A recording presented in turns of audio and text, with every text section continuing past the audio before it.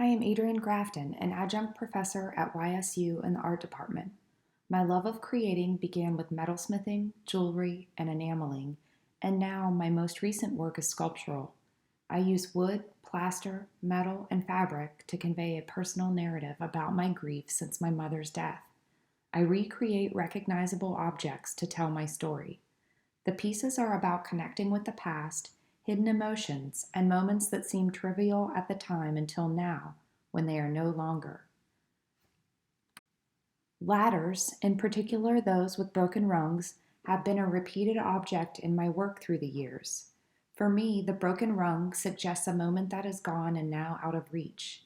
This piece, titled Her, Me, has 37 rungs, each one representing a year my mom and I were in one another's lives.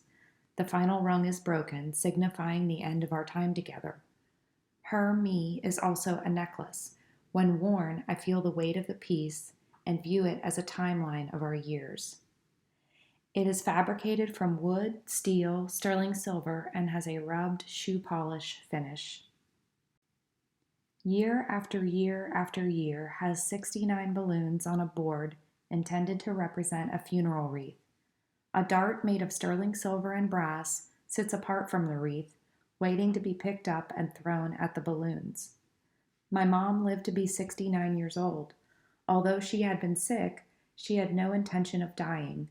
I think it came as a surprise to her, and it for sure did for me. It felt very sudden.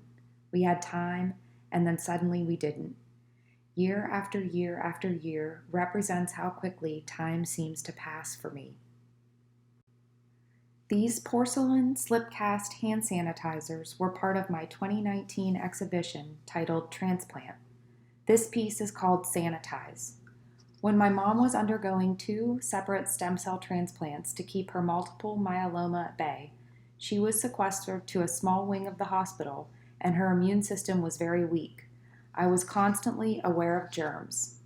The hospital had hand sanitizing machines around every corner and beside every door. Even if I had just sanitized my hands, I found that a few steps down the hallway I was doing it again. I did not want to risk passing anything on to her. The smell of the sanitizer takes me back to those days in the hospital with her.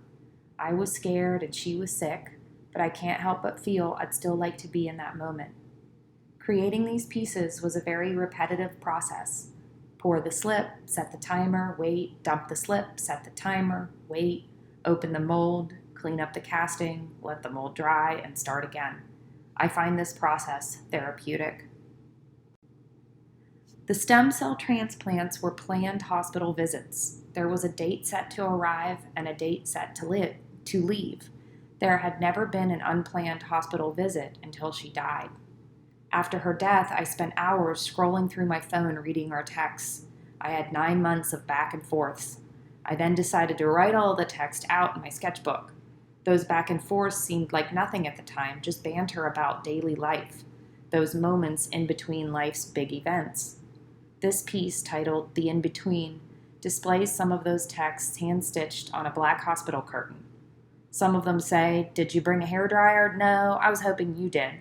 Another one, "Got the emailed pics, BTW, how's Ross Park?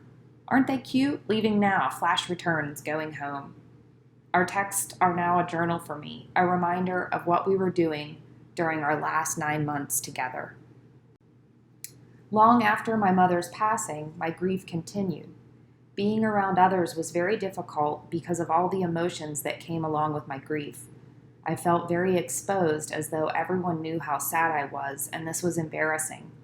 I often avoided social gatherings, many times left stores in tears, and had trouble even facing the day. I now understand that these feelings are not unusual during grief. This work, called Grief Sashes, conveys some of the thoughts and feelings I felt were so obvious at certain moments.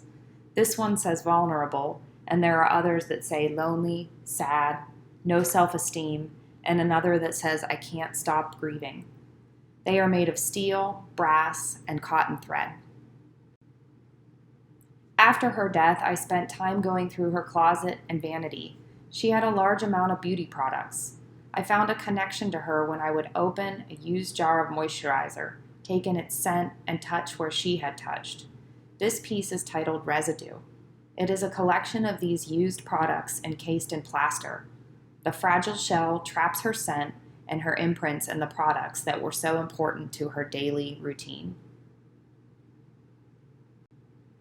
I spoke earlier about my mom undergoing stem cell transplants to put her multiple myeloma at bay.